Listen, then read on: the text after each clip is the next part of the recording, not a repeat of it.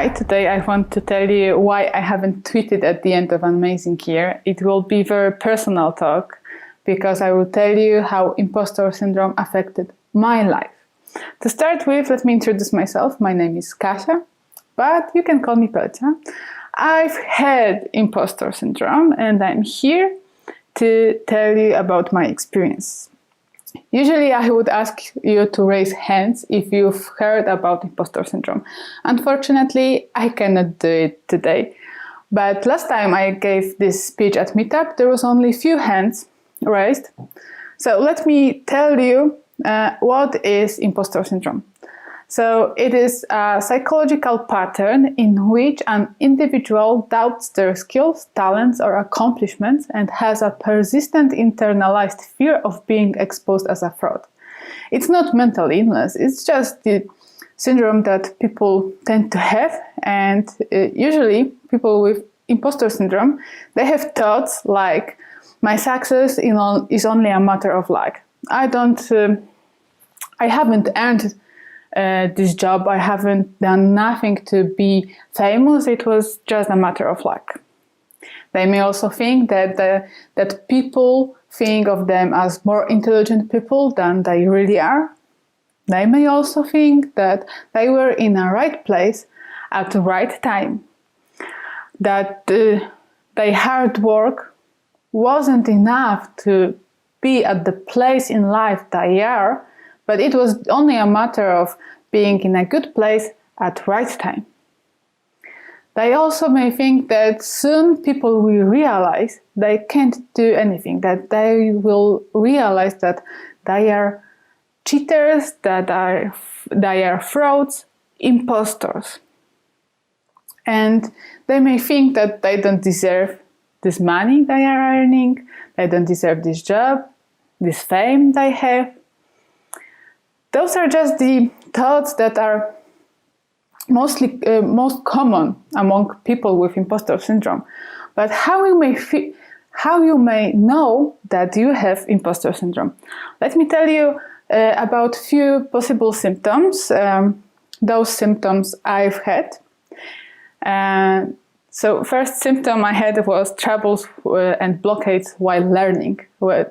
At the beginning of 2020, I had to switch a job from Angular to React. So it was pretty new for me. I haven't learned that before.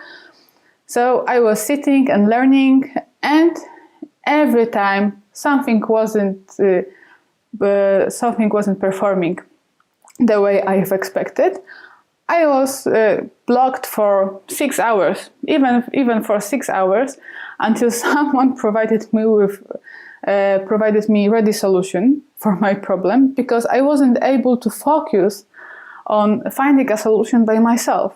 I had thoughts like, they will fire me soon because they will realize that I'm not learning fast enough, I'm not performing at the level they want me to perform, and which was the endless flow of unwanted thoughts.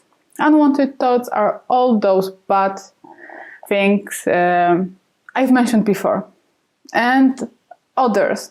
Everything that is unwanted, that is making you feel worse, is your unwanted thought. So you can have endless flow of that. Other symptom is decrease in self-esteem. And this one took me bad, because my self-esteem decreased so much that for 7 months in 2020, I wasn't able to accomplish any of my plans for 2020 I had. At the end of 2019, I was feeling unstoppable. It was a great year for me.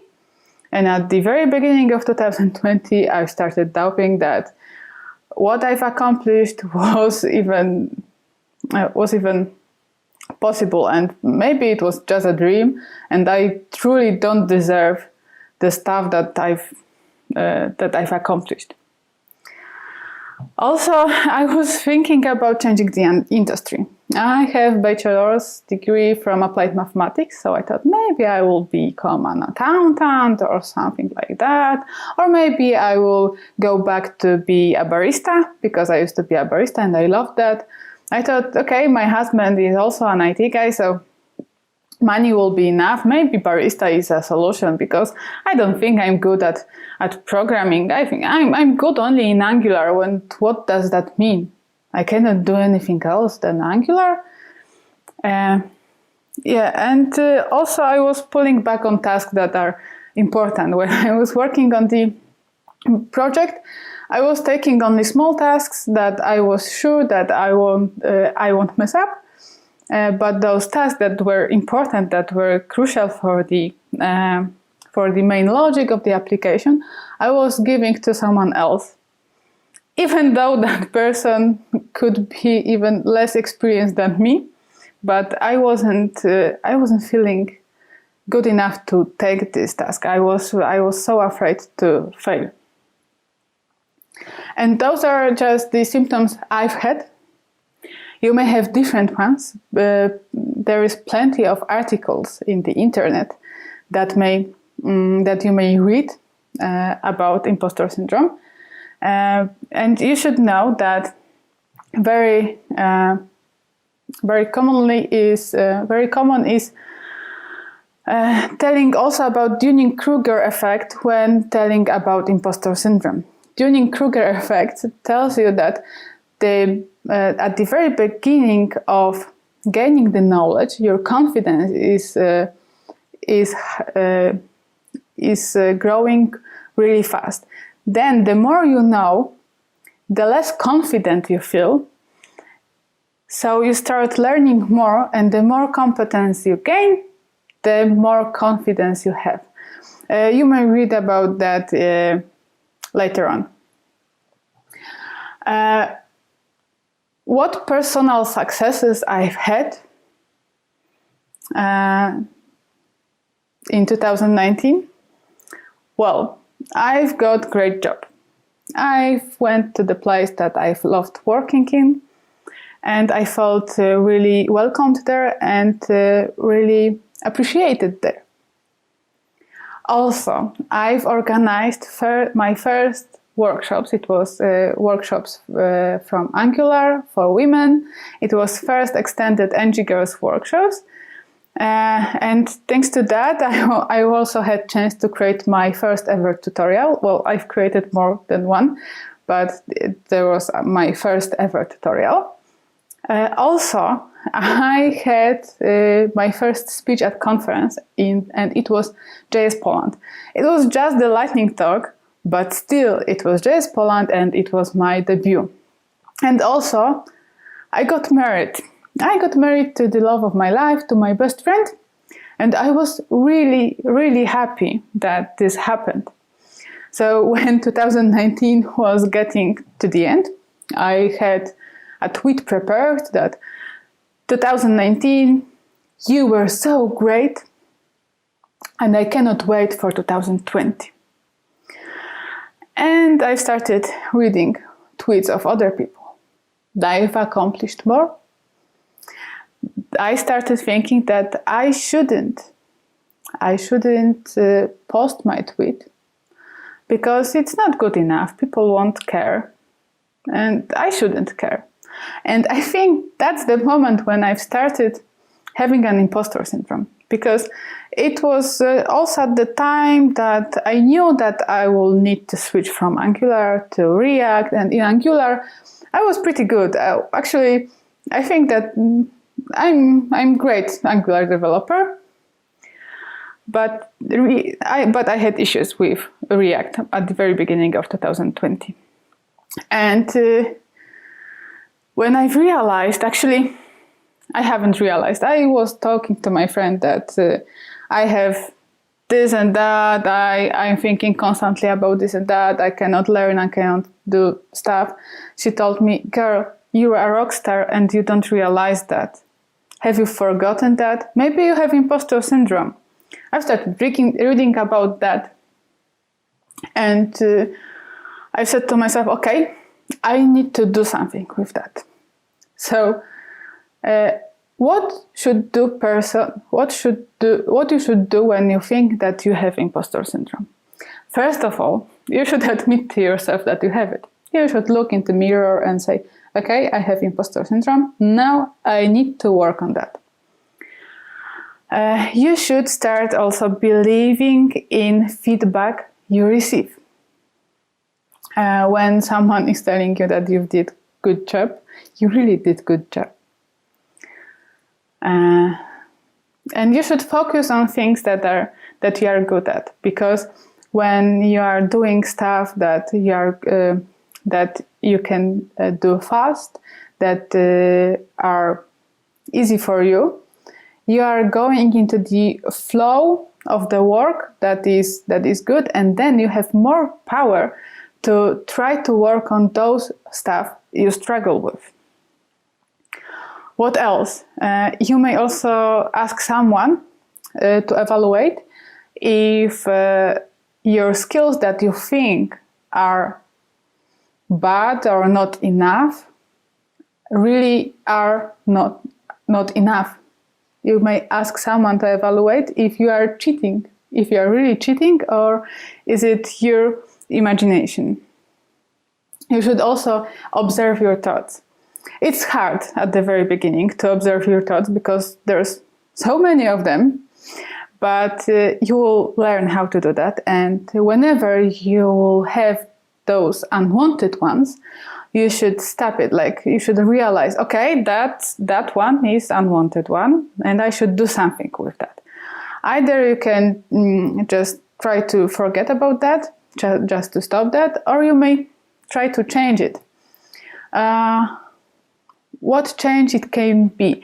Let's say that you thought, okay, I'm really bad at React. You can change it into I'm bad at React at that time because I haven't learned enough, but I will keep learning and I will be better. But for now, I'm good enough to work harder. You should also appreciate yourself. Appreciating yourself is harder than appreciating someone else. So you should definitely try to do that because it helps you a lot. Those are the stuff that helped me. I believe that those will help you as well. But working on yourself is not everything that you can do. You can ask people to help you with that. So when you have someone with imposter syndrome in your team, in your company, or you are in a relationship with that person, you may try to give constructive feedback. You should give always the good feedback and always the bad feedback because it's constructive. You should always explain why, when you are providing bad feedback, you should explain why you think something was done in a wrong way. And you should offer the better way to do what went wrong.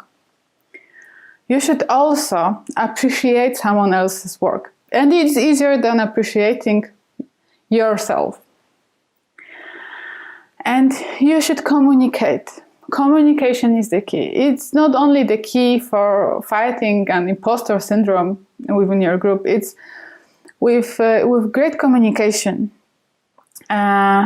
you are making better team, you are making better company, you are making better product. If you don't communicate, you may stay with, I don't know, the old technology. Let's imagine that you have in your team person with imposter syndrome, and he is a tech lead, and you are starting new project, and he is telling you, okay, so we will use I don't know, some old technology because I already know that. We won't do anything new because it's for startups and we are not startup. Let's keep on doing stuff that we are sure we know that. And when you don't communicate that it's bad idea and we should switch to something that has better performance, for example, or is better to providing solution for the application that you need to develop, you may end up with something that is not good enough for the industry that we have now. When you have great communication skills in your team, you are able to do things better, faster, and it can help you prevent problems with business requirements.